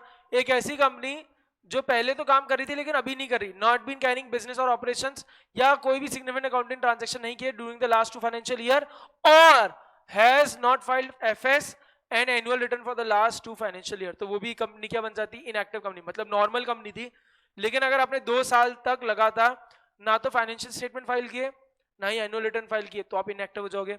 और लास्ट 2 साल से कोई सिग्निफिकेंट अकाउंटिंग ट्रांजैक्शन नहीं हो रहा तो इनएक्टिव कंपनी हो जाओगे। या कोई लास्ट 2 साल से कोई भी बिजनेस या ऑपरेशन नहीं कर रहे तो भी आप इनएक्टिव कंपनी हो जाओगे। ठीक है, निधि कंपनी भाई बिल्कुल डेफिनेशन जो दे रखी वही है। आ जाओ, पब्लिक फाइनेंशियल इंस्टीट्यूशन क्या है कि भाई फॉलोइंग को हमने पब्लिक फाइनेंशियल इंस्टीट्यूशन नोटिफाई कर रखा है। एलआईसी, इंफ्रास्ट्रक्चर वाला, यूटीआई वाली चीज, कोई भी सेंट्रल गवर्नमेंट ने 456 के अंदर जो बोला इंस्टीट्यूट नोटिफाई करे, और central government in consultation with RBI. तो 5 चीज थी, याद करो, LIC, infrastructure, UTI, 456 of the act, sorry 465 of the act वाली बात, और सेंट्रल गवर्नमेंट और आरबीआई साथ में बैठे उन्होंने नोटिफाई किया। अब अगली बात आई कि पीएफआई नोटिफाई होने के लिए क्या कंडीशन है। पीएफआई नोटिफाई होने के लिए 2 कंडीशन ये है कि या तो आप एस्टैब्लिश या कॉन्स्टिट्यूट हुए कोई सेंट्रल या स्टेट एक्ट के अंदर, और गवर्नमेंट कंपनी वाला जो लॉ लगता है 51% आपके अंदर सेंट्रल गवर्नमेंट या स्टेट गवर्नमेंट या पार्टली बाय सेंट्रल और पार्टली बाय स्टेट गवर्नमेंट है। समझे सब, सबके सब? ठीक है, चलो अगला आया मोड, कि कंपनी को इनकॉर्पोरेट कैसे करते हैं। 1 मिनट का ब्रेक, फिर हम मोड और रजिस्ट्रेशन इनकॉर्पोरेशन ऑफ कंपनी। ठीक है भाई, वापस आ जाओ। हमने अभी तक देख लिया, अब स्टार्ट करते हैं incorporation of company. Incorporation of company, इसमें सबसे पहली बात आई प्रमोटर। तो प्रमोटर कौन है? प्रमोटर का डेफिनेशन दे रखा है सेक्शन 2 क्लॉज 69 में। सर प्रमोटर वो इंसान है, एक तो सबसे बेसिक बात बोलूं तो जिसके दिमाग में बत्ती बह चली, जिसके हाथ में आइडिया आया कि कंपनी बनाते हैं। ए तुम्हें याद है कि मेरी जबरदस्त ड्राइंग याद करो, ठीक है, कि वो प्रमोटर था। ठीक है, वो तो बेसिक इंसान हुआ। प्रमोटर कौन? अच्छा, अब लॉ ने क्या बोला प्रमोटर कौन? तो प्रमोटर लॉ ने बोला कंपनीज एक्ट ने सेक्शन 2 क्लॉज 69 में कि सर वो इंसान which has been named in prospectus, हमारे प्रोस्पेक्टस में हमने बता दिया ये प्रमोटर, या हमारे annual return as per section 92 में हमने बता दिया ये इंसान प्रमोटर। और who has control over the affairs of the company as a share, directly or indirectly as a shareholder, director or otherwise, or on whose directions or actions the BOD is accustomed to act, मतलब उनके इशारों पे BOD काम करता है। 3 बात सुनना जल्दी से वापस, named in prospectus or annual return as promoters, control over the affairs of the company or on whose advice the BOD is accustomed to act। ठीक है क्या? ठीक है क्या? आप चाहो तो इसकी मेमोरी टेक्निक बना सकते हो ऐसे, एनसीए नेम्ड, कंट्रोल और एडवाइस, नेम, कंट्रोल और एडवाइस। अगली बात आई कि सर एडवाइस तो कंपनी को बहुत सारे लोग देते हैं, बीओडी को बहुत सारे लोग एडवाइस देते होंगे, सीए वगैरह एडवाइस देते होंगे, सीएस एडवाइस देते होंगे कि ऐसे करो वैसे करो, लॉयर वगैरह होते होंगे, तो क्या ये भी प्रमोटर क्या? तो इधर बात क्या आई, however persons who are merely acting in their professional capacity will not be regarded as promoters। बहुत इंपॉर्टेंट बात है कि मान लो भाई ऑब्वियसली लॉयर बताएगा ना ऐसे डॉक्यूमेंट बनाने हैं, ऐसे लॉ का काम हो जिससे आप कोई कॉन्ट्रवीन ना कर दो लॉ को, तो बीओडी उनकी सुन के काम करेगा, तो ये भी प्रमोटर बन जाएंगे। तो यहाँ क्या बोला, अगर इंसान अपनी प्रोफेशनल कैपेसिटी में एक्ट कर रहे हैं, मतलब सीए वाला काम कर रहा है, लॉयर लॉ वाला काम कर रहा है, राइट, बैंकर बैंक वाला काम कर रहा है, तो उसको हम प्रमोटर नहीं रिगार्ड करेंगे। फिर आया फॉर्मेशन ऑफ कंपनी। तो सेक्शन 3 ने बोला formation of a company, public company के लिए 7 लोग चाहिए, प्राइवेट कंपनी के लिए 2 लोग चाहिए, और 1% कंपनी के लिए कितने लोग चाहिए? 1। क्या बात है। फिर आया सेक्शन 7 इनकॉर्पोरेशन ऑफ, सेक्शन 7 आया इनकॉर्पोरेशन ऑफ कंपनी। तो यहां पे आप क्या करते हो, सबसे पहले जिधर भी आपका रजिस्टर्ड ऑफिस होगा, जहां भी आपका registered office is proposed to be situated, उस रजिस्टर्ड ऑफिस पे जिस रजिस्ट्रार का क्या होगा, जुरिस्डिक्शन होगा, किधर, किस एरिया पे जुरिस्डिक्शन, रजिस्टर्ड ऑफिस वाले, उस रजिस्ट्रार को आप क्या करोगे, डॉक्यूमेंट सेंड करोगे, वो रजिस्ट्रार देखेगा। मान लो अपना रजिस्टर्ड ऑफिस है गोवा में, पणजी में नहीं, पणजी में नहीं, पणजी तो अच्छी जगह नहीं, मान लो नॉर्थ गोवा में कैलंगेट वेलंगेट या कहीं पे अपना रजिस्टर्ड ऑफिस है, तो उस एरिया के ऊपर जिस भी आरओसी का जुरिस्डिक्शन होगा, उस आरओसी को हम सारे डॉक्यूमेंट्स हमारे भेजेंगे। तो क्या क्या भेजने वाले हैं? तो सबसे पहले आया sir MOA and AA of the company duly signed by all subscriber to the MOA. Signed by all subscriber मतलब वो लोग जिनकी वजह से कंपनी बनी, मतलब प्राइवेट में 2, पब्लिक में 7, ओपीसी में 1। तो मिनिमम ये जो लोग थे जिन्होंने आके बोला कंपनी बनाते हैं, उन लोगों के साइन होंगे। इसके अलावा क्या चाहिए? बहुत सारी डिक्लेरेशन जाने वाली है। तो declaration by person who is engage in the formation of the company, कोई भी एक्सपर्ट मतलब एडवोकेट, सीए वगैरह सब। इसके अलावा person named in the articles as director, manager और सेक्रेटरी, कि भाई सारी रिक्वायरमेंट जो एक्ट की थी, जो रूल्स की थी, वो हमने कंप्लाई करी है, इनसे रिलेटेड जो भी था वो हमने किया है। तो क्या बोला सुनो, अभी तक एमओए भेज दिया साइन करके सबसे। दूसरा बोला एक दूसरी डिक्लेरेशन आई कि इनसे जो एंगेज था फॉर्मेशन ऑफ द कंपनी में और फर्स्ट डायरेक्टर्स या नेम थे जो भी आर्टिकल्स के अंदर, की हमने सारी कंप्लायंस करी है।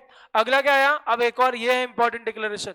डिक्लेरेशन जाएगी from each of the subscribers to the MOA and persons named as first directors. ये 3 तरह की डिक्लेरेशन देंगे कि we have not been convicted of any offence in related to formation, promotion और मैनेजमेंट ऑफ एनी कंपनी, और we have not been found guilty of fraud और misfeasance during under any company under this act or previous company law during the last 5 years। और हमें एक लगता है कि जो सारे डॉक्यूमेंट्स वगैरह हैं जो हमने आरओसी के साथ फाइल किए वो हमारे नॉलेज के हिसाब से बिल्कुल सही है। तो सुनना, यहाँ डिक्लेरेशन किन के थ्रू जा रही है? सर सारे सब्सक्राइबर टू द एमओए और फर्स्ट डायरेक्टर जो है आर्टिकल्स के अंदर, ठीक है क्या? तो ये 3 तरह की डिक्लेरेशन दे रहे हैं। Not being convicted of any offence related to PFM. PFM क्या था? Promotion, formation, management of any company. और not been found guilty of fraud और मिसफिएजेंस। मिसफिएजेंस क्या था?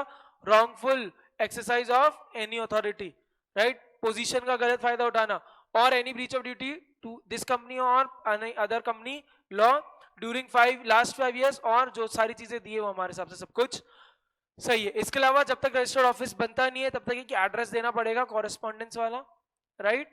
और जो जो सारे सब्सक्राइबर्स हैं उनकी पर्टिकुलर्स देने पड़ेंगे, नेम, एड्रेस, बर्थ प्रूफ, ये सारी चीजें।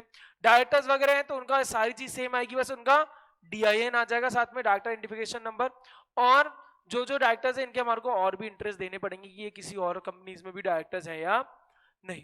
फिर क्या होगा? रजिस्ट्रार सारे डॉक्यूमेंट्स देखेगा। क्या क्या देखा? देखो एक सेकंड जल्दी देखो क्या क्या देखा।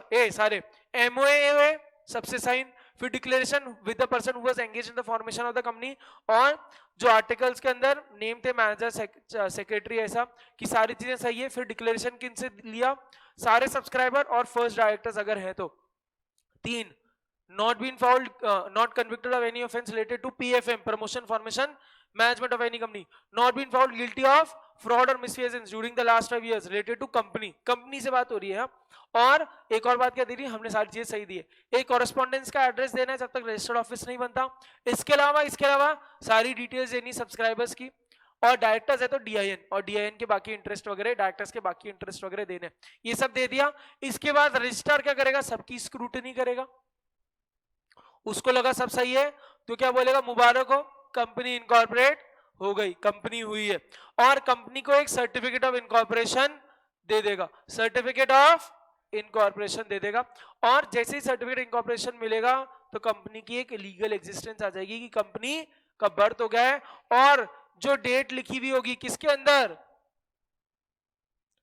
सर्टिफिकेट में, उस डेट से ही मान ले जाएंगी कि कंपनी बर्थ हो गई है, और उस डेट से ही कंपनी अलग और उसके मेंबर्स अलग। ठीक है क्या? ठीक है। अच्छा, इसके अलावा सर्टिफिकेट के अंदर एक और चीज होगी, सीआईएन, बोले तो कॉर्पोरेट आइडेंटिटी नंबर। जैसे तुम्हारा सीआरओ तुम्हारी आइडेंटिटी है, डायरेक्टर्स का डीआईएन उनकी आइडेंटिटी है, वैसे ही कंपनीज का सीआईएन, ये भी सर्टिफिकेट के अंदर होता है। अब एक और बात आई कि जो सारे कॉपीज सर्टिफिकेट डॉक्यूमेंट्स ये कहाँ मेंटेन करने हैं? रजिस्टर्ड ऑफिस पे मेंटेन करने हैं। अब अगली बात आई कि तुम लोगों ने मामू बनाने की कोशिश करी, तब 2 चीजें होंगी, या तो तुम मामू बनाने की कोशिश कर रहे थे, तो या तो जब कंपनी बनी रही थी ड्यूरिंग द प्रोसेस ही तुम पकड़ में आ गए। दूसरा केस क्या होगा? कंपनी बन गई उसके बाद पकड़ में आए।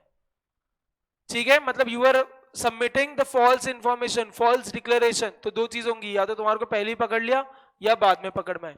तो पहले पढ़ते हैं at the time of incorporation. तो at the time of incorporation में क्या होगा, जो भी पर्सन ने फॉल्स इंफॉर्मेशन करी या छुपाई बात, या he was aware of the documents की आरओसी जो भी फाइल हो रहे हैं वो गलत है, तो he will be liable for 447। Fraud के अंदर वो 447 के अंदर जाएगा। अब अगली बात आई, अगर पोस्ट इनकॉर्पोरेशन ये पता चलता है तो सुनना, every director, every promoter, every person जिसने डिक्लेरेशन दिया, सब के सब 447 में जाएंगे। उधर केवल जो इंसान गलत कर रहा है या जिसको पता है गलत हो रहा है वो 447 में जा रहा है। यहां पर आफ्टर इनकॉर्पोरेशन पता चल रहा है तो सारे प्रमोटर, सारे डायरेक्टर, सारे लोग जो भी जिन्होंने गारंटी वारंटी डिक्लेरेशन दिए, सब 447 के अंदर जाएंगे। इसके अलावा अगर ट्रिब्यूनल को किसी ने एप्लीकेशन दी कि भैया इन लोगों ने गलत काम किया है, तो ट्रिब्यूनल 5 चीजें कर सकता है कि आपने जो भी चीजें गलत करी थी उनको सही कर देगा, जो भी आपने फॉल्स किया था तो रेगुलेशन कर देगा एमओए का। सेकंड, आप जो मेंबर्स है उनकी लायबिलिटी अनलिमिटेड कर देगा, सीधा नेम हटा देगा, वाइंडिंग अप के लिए ऑर्डर कर देगा, और पास एनी ऑर्डर एज इट में डीम फिट। 5 ऑर्डर दे सकता है, रेगुलेशन सही कर देगा जो भी गलत था, आपका नाम हटा देगा, सीधा स्ट्राइकिंग ऑफ द नेम, आपकी मेंबर्स की लायबिलिटी अनलिमिटेड कर सकता है, वाइंडिंग अप का ऑर्डर दे सकता है, या एनी ऑर्डर एज इट में डीम फिट। लेकिन कुछ भी करने से पहले reasonable opportunity of being heard देनी है, और ट्रिब्यूनल देखेगा जो भी आपने ट्रांजैक्शंस कॉन्ट्रैक्ट वगैरह करें। और आज की तारीख में ये सारा काम इलेक्ट्रॉनिकली के लिए कौन आ चुका है, स्पाइस आ चुका है, simplified pro forma for incorporating company electronically. अब अगली बात है इफेक्ट ऑफ रजिस्ट्रेशन, बिल्कुल बेसिक है कि कंपनी जैसी बन जाती है तो separate legal entity, perpetual succession, artificial legal person, ये वाली सारी बातें आ जाती हैं। ठीक है, आ जाओ सीधा आ जाओ क्लासिफिकेशन ऑफ कैपिटल, बिल्कुल बेसिक बात। तो क्लासिफिकेशन ऑफ कैपिटल में क्या है, नॉमिनल और ऑथराइज्ड रजिस्टर्ड कैपिटल, ये कहां पे होती है, एमओए के कैपिटल क्लॉज में, राइट, कि ये होती है कि इतनी कैपिटल हम हमारी कंपनी पूरी लाइफ टाइम में रेस कर सकती है। ठीक है, इसमें से वो जितना रेस करती है to the public that is issued capital, इसमें से जितना पब्लिक आम जनता सब्सक्राइब करती दैट इज सब्सक्राइब कैपिटल, इतने में से जितना पैसा कंपनी ने बुला लिया that is called up capital, इतने में से जितना पैसा पब्लिक ने दे दिया that is paid up capital. समझे सब? ठीक है, अब आ जाओ शेयर्स। तो भाई शेयर दो तरीके, इक्विटी और प्रेफरेंस शेयर कैपिटल। तो मैंने आपको पहले ही बताया था लॉ कैसे वर्क करता है, अगर वाइस वर्सा वाली चीज होती है तो एक को बहुत डिटेल में समझा देता है, दूसरे को बिल्कुल बेसिक समझाता है। तो सबसे पहले देखते हैं प्रेफरेंस शेयर कैपिटल। तो preference share capital is a capital which has preference over equity share capital in respect of 2 things, एक तो है dividend and second is repayment के वाइंडिंग अप के टाइम पे रीपेमेंट पहले इनका होगा। इक्विटी शेयर कैपिटल आए, अब इक्विटी शेयर कैपिटल दो तरह के होते हैं, एक तो यूनिफॉर्म वोटिंग राइट जिसको हम प्लेन वैनिला भी कहते हैं, और दूसरा विद डिफरेंशियल वोटिंग राइट। डीवीआरस में क्या होता है, बिल्कुल सेम होता है, बस इनकी वोटिंग राइट या कोई राइट थोड़ी डिफरेंट होती है। तो ऑब्वियसली मुझे बताओ नॉर्मल इक्विटी शेयर की वैल्यू ज्यादा होगी या डीवीआर की वैल्यू ज्यादा होगी? नॉर्मल की। क्यों? क्योंकि यहाँ पे सब कुछ इक्वल है, यहाँ पे इनको थोड़ी वोटिंग राइट वगैरह थोड़ी कम मिलती है। मैंने आपको बताया था अभी कि डीवीआर क्यों इशू होते हैं, जिससे कोई एकदम से होस्टाइल टेक ओवर ना हो जाए, ना ही ओनरशिप का थोड़ा डायल्यूशन हो। एग्जाम्पल देखा था, टाटा मोटर्स कर चुका है, जेन इरिगेशन भी दे चुका है। ठीक है, चलो अगला आ जाओ एमओए। अगला आ जाओ किस पर? एमओए पर। बहुत इंपॉर्टेंट चीज, बहुत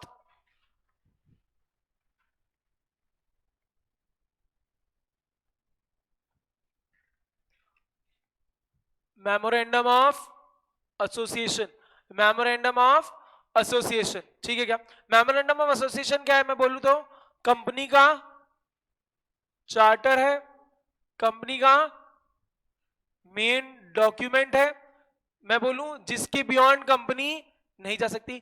एमओए है जो बताता है कंपनी क्या करती है, क्या कर सकती है, क्या इसका स्कोप है, क्या इसके ऑपरेशंस है, राइट। जिसके बाहर कंपनी जा सकती है क्या? नहीं, जिसके बाहर कंपनी चल गई तो डॉक्ट्राइन ऑफ अल्ट्रा वायर्स लग जाता है। ठीक है, क्या ये एक फाउंडेशन है जिसमें पूरी कंपनी बिल्ड हुई है, कंपनी का सबसे मेन डॉक्यूमेंट है। ठीक है, क्या and it is also a public document as per section 399। इसी पे एक डॉक्ट्राइन आई है, कौन सी? Doctrine of constructive notice. याद रखना एमओए से 2 डॉक्ट्राइन है, अल्ट्रा वायर्स वाली और कंस्ट्रक्टिव नोटिस वाली। ठीक है, इसका ऑब्जेक्ट क्या होता है? इसका ऑब्जेक्ट ये होता है कि भाई कंपनी जब फॉर्म हो गई तो वो अपने ऑब्जेक्ट्स, क्योंकि भाई शेयर होल्डर्स है, उनका पैसा है, लेकिन काम एक्चुअल कौन करते हैं? बीओडी वगैरह। तो बीओडी वगैरह लोग शेयर होल्डर्स का पैसा गलत ना लगा ले, जिससे ये लिमिट हो जाता है तो वो काम ना हो पाए। दूसरा कि कंपनी के साथ जो भी आउटसाइडर डील कर रहा है उसको पता होना चाहिए कंपनी क्या कर सकती है क्या नहीं कर सकती। दोनों चीजें क्यों पता हो सकती है? बिकॉज पब्लिक डॉक्यूमेंट है। ठीक है, फिर इसके अलावा सेक्शन 4 ने बताया बनता कैसे है और टेबल ABCDE में शेड्यूल 1 में बता रखा है। सेम ऐसा FGHIJ में AOA बता रखे हैं। ठीक है, कंटेंट्स ऑफ मेमोरेंडम आ जाओ। इसके अंदर क्लॉजेस होते हैं। सबसे पहला है नेम क्लॉज। तो नेम क्लॉज में आपका नाम क्या है वो होता है। पीछे लिमिटेड होगा, अगर पब्लिक कंपनी है, प्राइवेट होगी तो प्राइवेट लिमिटेड लिखा होगा, और 1% है तो 1% कंपनी लिखा होगा। रजिस्टर्ड ऑफिस में जहां आपका स्टेट है वो लिखा होगा। रजिस्टर्ड ऑफिस क्लॉज को हम दो क्लॉज और बोलते हैं, सिचुएशन क्लॉज और डोमिसाइल क्लॉज। ठीक है, अगला आया ऑब्जेक्ट क्लॉज। तो ऑब्जेक्ट क्लॉज है ये बताता है कंपनी किसके लिए इनकॉर्पोरेट हुई, इसके main objectives plus objectives incidental thereto, कि उसको करने के लिए ये भी ऑब्जेक्टिव्स लगेंगे। फोर्थ आया लायबिलिटी क्लॉज, जो हम 2 बार पढ़ चुके हैं। इसमें लिमिटेड बाय शेयर्स वाली लायबिलिटी होगी, गारंटी वाली होगी और अनलिमिटेड वाली होगी। कैपिटल क्लॉज में ये आएगा कि कितना अमाउंट ऑफ ऑथराइज्ड कैपिटल है जो कंपनी रेज कर सकती है अपने लाइफ में। अगला आया कौन सा? एसोसिएशन क्लॉज, जिसके अंदर वो सारे सब्सक्राइबर्स के नाम होंगे जिन्होंने स्टार्टिंग में कंपनी बनाई। तो अभी तक क्या क्या देखे? 6 क्लॉज देखे। नेम क्लॉज जिसमें कंपनी का नेम होगा, प्राइवेट है तो प्राइवेट लिमिटेड पीछे होगा, पब्लिक है तो लिमिटेड होगा, 1% कंपनी है तो OPC भी लिखा हुआ होगा। ठीक है, रजिस्टर्ड ऑफिस क्लॉज में स्टेट का होगा मेंशन जहां पे आपका रजिस्टर्ड ऑफिस है। इसको और क्या क्या कहते हैं? Situation clause, domicile clause. Liability clause में तीनों तरह से होगा, लिमिटेड वाली, गारंटी और अनलिमिटेड, जो भी उस हिसाब से मेंशन होगा। कैपिटल क्लॉज में ऑथराइज कैपिटल लिखी होगी, और एसोसिएशन क्लॉज के अंदर जो जो लोगों ने कंपनी फॉर्म करी उनका नाम। अच्छा, एक रहेगी ऑब्जेक्ट क्लॉज। तो ऑब्जेक्ट क्लॉज में कंपनी के जो भी मेन ऑब्जेक्ट्स हैं वो लिखे होंगे, जो बताएगा कंपनी का सबसे इंपॉर्टेंट क्लॉज है कि कंपनी क्या कर सकती है, और इंसिडेंटल ऑब्जेक्ट्स भी इसके अंदर लिखे होंगे। ठीक है क्या? ठीक है, चलो फिर आई इसी से डॉक्ट्राइन, कौन सी? Doctrine of ultra vires. Doctrine of ultra vires very important. तो भाई डॉक्ट्राइन ऑफ अल्ट्रा वायर्स बोले तो बियॉन्ड पावर्स। तो इधर ये बात थी कि अगर कंपनी कोई भी एक्ट करती है विच इज, मैं बोलूं तो बियॉन्ड MOA, तो that act will be ultra vires. बोले तो that act will be void. That act will be what? That act will be sir void. वो बिल्कुल नील एक्ट होगा, वो एनफोर्सेबल नहीं होगा। तो आप बोलोगे सर कंपनी ने कर लिया और बाहर वाले की क्या गलती? तो भाई इसलिए तो बात बोली थी कि ये क्या है? पब्लिक डॉक्यूमेंट है, तो हम अज्यूम करते हैं कि उसने हमें पढ़ रखा है। इसके बाहर जो भी काम होगा that will be ultra vires. फिर याद करो मैंने आपको इधर 3-4 चीजें लिखवाई थी। अल्ट्रा वायर्स कंपनी के अगेंस्ट है, कैन नॉट बी रेटिफाइड, याद है क्या वाली चीजें? चलो मैं भी आपको वापस करा दूंगा। पहले इसका लीडिंग केस एक बार पढ़ लेते हैं, that is Ashbury railway carriage and Riche वाला। ठीक है क्या? तो इधर क्या काम हुआ था याद करो। कंपनी के मेन ऑब्जेक्टिव्स क्या क्या है कि कंपनी वही रेलवे कैरेजेस बना सकती है, बेच सकती है, उधार पे दे सकती है, mechanical engineers and general contractors का काम कर सकती है, माइंस खरीद सकती है, लीज पे दे सकती है, सेल कर सकती है, और मर्चेंट एंड एजेंट्स की तरह ये कोल टिम्बर मेटल्स को खरीद सकते हैं। फिर होता क्या है, कंपनी के जो डायरेक्टर्स होते हैं वो रिच्ची के साथ आते हैं for financing a railway line in Belgium, और फिर कंपनी के जो शेयर होल्डर्स होते हैं इस एक्ट को रेटिफाई कर देते हैं by passing a special resolution. Company, लेकिन बाकी लोग जो होते हैं वो इसको रेप्यूडिएट कर देते हैं। क्यों? क्योंकि कंपनी ये काम कर ही नहीं सकती थी। फिर रिच्ची क्या करता है? केस करता है फॉर ब्रीच ऑफ डैमेजेस, और बोलता है कि अगर ये कंपनी काम नहीं भी कर सकती थी तो तुम्हारे क्या कहते हैं शेयर होल्डर्स ने इसको रेटिफाई कर दिया। और दूसरा उसके हिसाब से उसने एक और बात बोलता है कि कंपनी ये काम कर सकती थी क्योंकि लिखा है जनरल कॉन्ट्रैक्टर। तो इधर केस कोर्ट क्या कहता है कि भाई जो जनरल कॉन्ट्रैक्टर है that will be red in line with mechanical engineer, और लिखा है mechanical engineer and railway contractor, इसका उसको उसके साथ इंटरप्रेट करना है। तो भाई कहां से लग रहा है कि मैकेनिकल इंजीनियर वाले लोग फाइनेंस का काम करेंगे? मैकेनिकल इंजीनियर तो लग रहा है ना मिस्त्री विस्त्री वाला काम फिर भी कर सकते हैं, फाइनेंस वाला काम कहां से लग रहा है कि पैसे देंगे? और उन्होंने दूसरी बात यहां बोलते हैं कि जो जनरल कॉन्ट्रैक्टर है ये हम मैकेनिकल इंजीनियर के साथ रीड करेंगे, वरना आप वर्ड जनरल लिख दो तो मैं तो सारे काम कर सकता हूँ, इंश्योरेंस सबके काम। तो फिर इस चक्कर में रिच्ची का केस मना हो जाता है। और इधर ये बोलते हैं एक और बात कि तुम कह रहे हो कि बाकी सारे शेयर होल्डर ने हाँ कर दी, उन्होंने बोला भले ही बाकी के सारे लोग इसको रेटिफाई भी कर देते 100% के सारे लोग, तो भी ये एक्ट वैलिड नहीं होता, because it was ultra vires the MOA. याद आई सबको बात केस लॉ? तो यहां पे मैंने आपको एक और बात बताई थी, अल्ट्रा वायर्स, इंट्रा वायर्स और रेक्टिफिकेशन पॉसिबल है क्या? रेक्टिफिकेशन पॉसिबल है क्या? याद है क्या? तो an act which is ultra vires the company, can it be ratified? No. Ultra vires the MOA, can it be ratified? No. Act ultra vires the AOA but intra vires the MOA. Is ratification possible? Yes. Act ultra vires the directors but intra vires the shareholders. Can it be ratified? Yes. समझे क्या? ये बात मैंने आपको कराई थी, ठीक है? चलो अच्छा, इधर एक बार केस लो वापस सुन लो, रिच्ची वाला। इधर रिच्ची में क्या हुआ था? रिच्ची भाई कंपनी के साथ केस पे आता है और कंपनी के डायरेक्टर्स के साथ कॉन्ट्रैक्ट में आता है, और कंपनी के डायरेक्टर्स क्या काम कर देते हैं कि हम तुम्हारे को पैसा दे देंगे लाइन बनाने का, और बाकी जो शेयर होल्डर्स होते हैं वो इसको रेटिफाई भी कर देते हैं कि भाई रेटिफाई कर दिया, अब ये काम कर सकते हैं। लेकिन जो बाकी के लोग होते हैं वो उसको कैंसिल करवा देते हैं। रिच्ची डैमेजेस के लिए चल जाता है और बोलता है कि भैया ये काम ये कर सकते हैं क्योंकि इनके जनरल कॉन्ट्रैक्टर लिखा है और इनके शेयर होल्डर्स ने भी रेटिफाई कर दिया। तो फिर कोर्ट बोलता है भाई वो जनरल कॉन्ट्रैक्टर्स को हम मैकेनिकल इंजीनियर्स के साथ पढ़ेंगे, तो ये मैकेनिकल वाला से रिलेटेड जो जनरल काम होते हैं वो कर सकते हैं, फाइनेंस वाला काम ये नहीं कर सकते। और अगर जनरल को तुम ऐसा इंटरप्रेट करोगे फिर तो सारे काम कर लो जीवन के, राइट। और एक और बात ये बोलते हैं कि since the act was ultra vires the company, या मैं बोलूं तो अल्ट्रा वायर्स द एमओए, ये इसका रेटिफिकेशन पॉसिबल ही नहीं था, भले ही सारे के सारे शेयर होल्डर्स भी यूनानिमसली इसको अप्रूव कर देते तो भी पॉसिबल नहीं था। That was doctrine of ultra wires, and ultra vires contract can never be made binding on the company. समझे क्या? चलो अगला आया कौन सा? Article of association. तो भाई जैसे एमओए मैं बोलूं तो रिलेशन बता रहा है कंपनी का विद द आउटसाइडर्स। एओए क्या बताता है? Rules and regulations for internal management, internal regulation, internal management. MA बता रहा है क्या काम करना है, वो काम करेंगे कैसे, वो कौन बताएगा? एओए, ठीक है। AOA is what? बताता है bylaws of the company, right. Company बताता है, ये कंपनी का मैग्ना कार्टा भी बोलते हैं इसको, ठीक है। और ये कंपनी इसके इंटरनल मैनेजमेंट के लिए आता है, मैं बोलता हूँ डोमेस्टिक मैनेजमेंट, कि कंपनी काम कैसे करेगी वो ही आता है। अच्छा, is it also public document?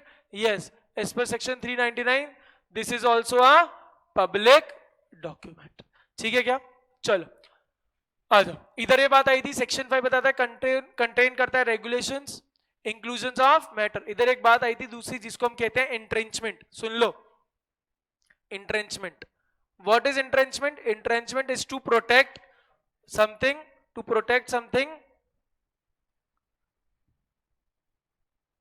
which is more restrictive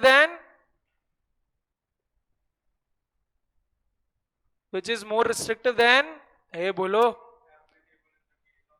special resolution, more restrictive than special resolution. अब सुनना, कंपनी के अंदर ऑल्टरेशंस कैसे होते हैं? रेजोल्यूशंस के थ्रू।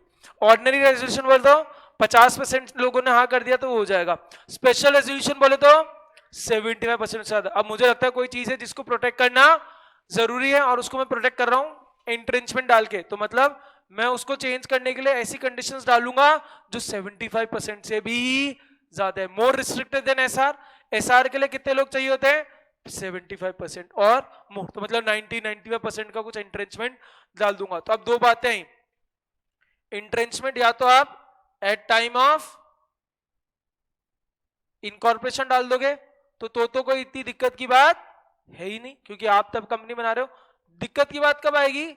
जब आप पोस्ट इनकॉर्पोरेशन डालो, मतलब कंपनी बन गई फिर आपकी बत्ती जली कि यार इसको तो प्रोटेक्ट करना जरूरी है। तो भाई इधर ये बोला कि अगर आप प्राइवेट कंपनी हो तो सारे लोगों को, ऑल मेंबर्स को उसके लिए अप्रूवल देना पड़ेगा, और अगर आप पब्लिक कंपनी हो तो एंट्रेंचमेंट डालने के लिए स्पेशल रेजोल्यूशन पास करना पड़ेगा। समझे क्या? सुनना, Entrenchment क्या है sir? To protect something by putting conditions which are more restrictive than in case applicable of special resolution. ये अब entrenchment कैसे डलता है? दो टाइम पे डल सकता है, तो incorporation के टाइम पे, तो वहां तो इतनी कोई दिक्कत की बात नहीं है। दिक्कत की बात कब आएगी? After incorporation. तो आफ्टर इनकॉर्पोरेशन कैसे डलता है? दो केस होंगे, आप प्राइवेट कंपनी हो तो सारे मेंबर्स को हाँ करनी पड़ेगी तो ही डलेगा, और पब्लिक कंपनी है तो स्पेशल रेजोल्यूशन पास करके डालना पड़ेगा। और जब भी आप इंट्रेंचमेंट डालोगे तो रजिस्ट्रार को बताना पड़ेगा। क्यों? क्योंकि ये अमेंडमेंट होगा, तो एवे इज ऑल्सो पब्लिक डॉक्यूमेंट, तो उनके पास लेटेस्ट जाना चाहिए।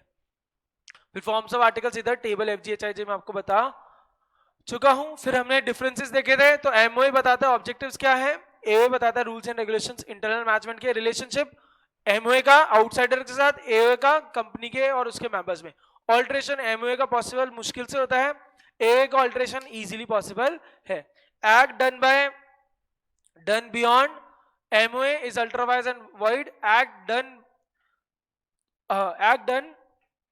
Ultra wise the AOA but intra wise the MOA is still possible, उसको फिर भी हम रेटिफाई कर सकते हैं। समझा? सबको समझ आया? ठीक है। अब अगला आया डॉक्ट्राइन ऑफ इंडोर मैनेजमेंट। उससे पहले हमें क्या पढ़नी होगी? Doctrine of constructive notice.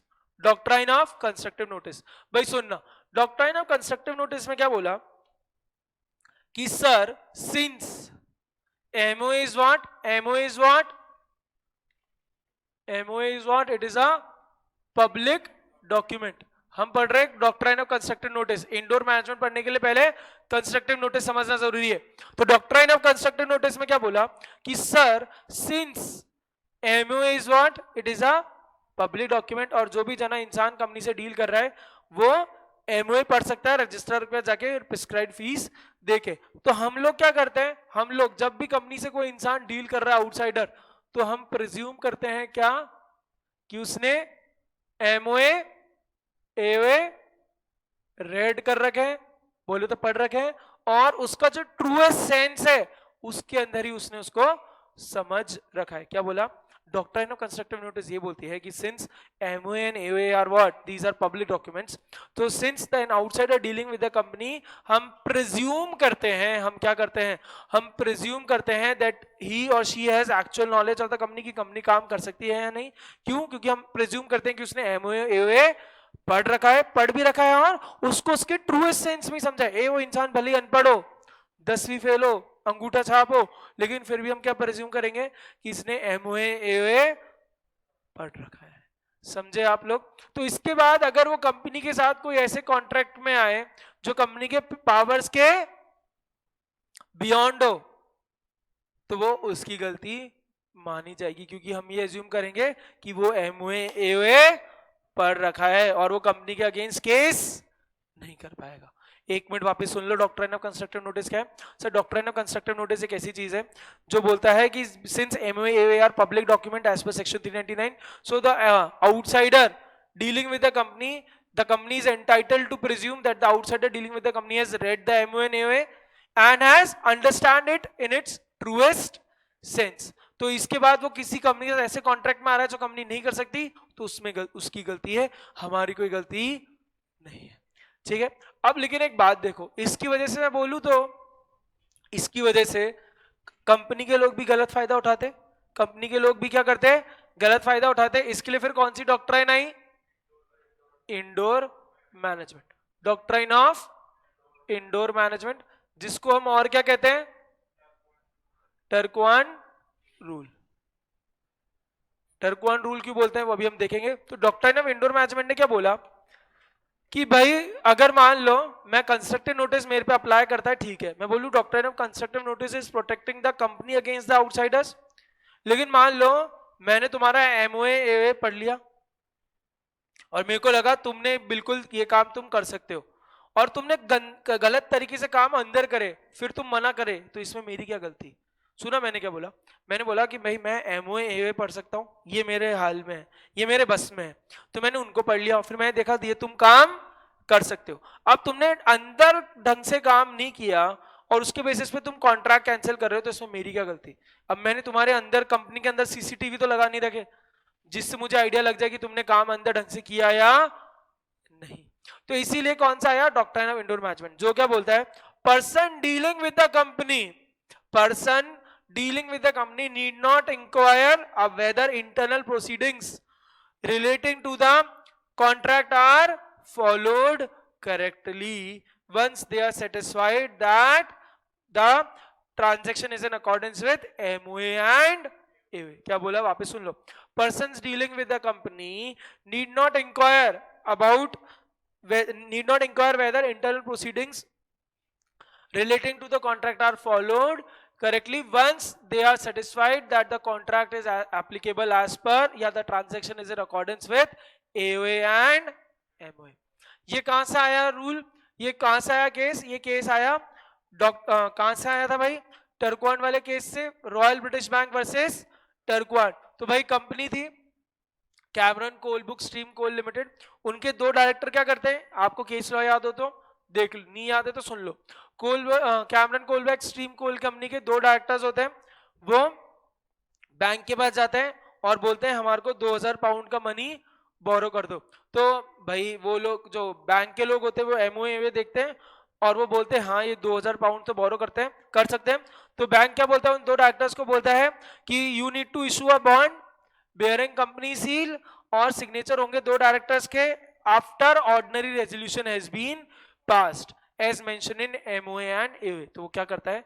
Bank का जो मैनेजर होता है वो देखता है कि ये भाई एमओए एओए के हिसाब से ये लोग डायरेक्टर मेरे से आके पैसा ले सकते हैं, लेकिन इसका प्रोसीजर ये है कि ऑर्डिनरी रेजोल्यूशन पास होगा कंपनी के अंदर, फिर दो डायरेक्टर क्या करेंगे? उस पर एक बॉन्ड होगा कंपनी के नाम पर जो साइन करेंगे, कंपनी का सील होगा और उस पर दो डायरेक्टर्स के सिग्नेचर होंगे. तो वो लेके आ जाते हैं बैंक के पास और दे देते हैं और बैंक उनको पैसा देता है. फिर तो होता क्या है? After some time bank insolvent हो जाता है, कंपनी इंसॉल्वेंट हो जाती है. और जब कंपनी के अगेंस्ट बैंक वाले पैसा मांगने आते हैं तो मिस्टर टर्कवांड होते हैं एक जना, जिनको उस कंपनी का ये जो कंपनी के जो डायरेक्टर्स थे उनका लिक्विडेटर अपॉइंट किया जाता है कि ये इंसान देखेगा किसको पैसा देना है किसको नहीं. और मिस्टर टर्कवांड क्या देखते हैं? जब बैंक वाले पैसा मांगने आते हैं तो वो देखते हैं कि टर्कवांड जी ने पैसा मना कर दिया देने से. क्यों मना कर दिया? क्योंकि वो बोलते हैं यहाँ पे कोई ऑर्डिनरी रेजोल्यूशन पास ही नहीं हुआ. तो जब ऑर्डिनरी रेजोल्यूशन पास ही नहीं हुआ तो किस बात के तुम्हें पैसे दे? तो यहाँ पे फिर कंपनी मना कर देती पैसा देने के लिए कि भाई रेजोल्यूशन कभी पास नहीं हुआ. तो फिर कोर्ट में जाते हैं जहां पे केस होता है royal British bank versus Turquand. Royal British bank जो बैंक है, और टर्कवांड क्यों आया है नाम पे? क्योंकि टर्कवांड कंपनी के बिहाफ पे केस लड़ता है और बोलता है कि भैया ऑर्डिनरी रेजोल्यूशन पास ही नहीं हुआ, इसमें तो कंपनी की गलती. तो यहाँ पे कोर्ट क्या बोलता है कि भाई बैंक का जो मैनेजर था उसने देखा कि तुम एमओए एओए के हिसाब से काम कर सकते हो. अब इसमें बैंक के मैनेजर की कोई गलती नहीं है कि तुमने अंदर ओआर पास किया या नहीं, इसमें बैंक की गलती नहीं. क्यों? क्योंकि सुनना, special resolution is a public document, MOA is a public document, AOA is a public document, but OR बोले तो ordinary resolution is not a public document. तो भैया जो बैंक के लोग थे उनको कहीं से पता नहीं पड़ सकता था कि तुमने ऑर्डिनरी रेजोल्यूशन ढंग से पास किया या नहीं, but they were entitled to assume कि अंदर जो काम हुआ वो ढंग से हुआ है क्योंकि तुम ये काम कर सकते थे. अब भगले ये लाइन वापस पढ़ोगे जो मैंने आपको लिखवाई थी, person dealing with the company, person dealing बोले तो royal British bank, dealing with the company need not inquire whether internal proceedings related to the contract are followed. मतलब ऑर्डिनरी रेजोल्यूशन पास हुआ है या नहीं, उनको इंक्वायर करने की कोई गलती जरूरी नहीं है. वंस दे आर सेटिस्फाइड कि भाई transaction is in accordance with MOA and AOA. समझे? वापस से एक मिनट केस लॉ सुन लो. Royal British bank versus Turquand. भाई हुआ क्या? कंपनी के दो डायरेक्टर होते हैं, वो जाते हैं बैंक के पास पैसा मांगने. तो बैंक का जो मैनेजर होता है वो देखता है कि भैया कंपनी पैसा ले सकती है. वो बैंक का मैनेजर बोलता है कि भाई कंपनी के नाम पे बॉन्ड लेके आ जाओ, सील ले आओ, दो सिग्नेचर की साइन, ये सब जब तुम ऑर्डिनरी रेजोल्यूशन पास कर लो. और वो लेके आ जाते हैं और बैंक का मैनेजर उनको पैसा दे देता है. फिर क्या होता है?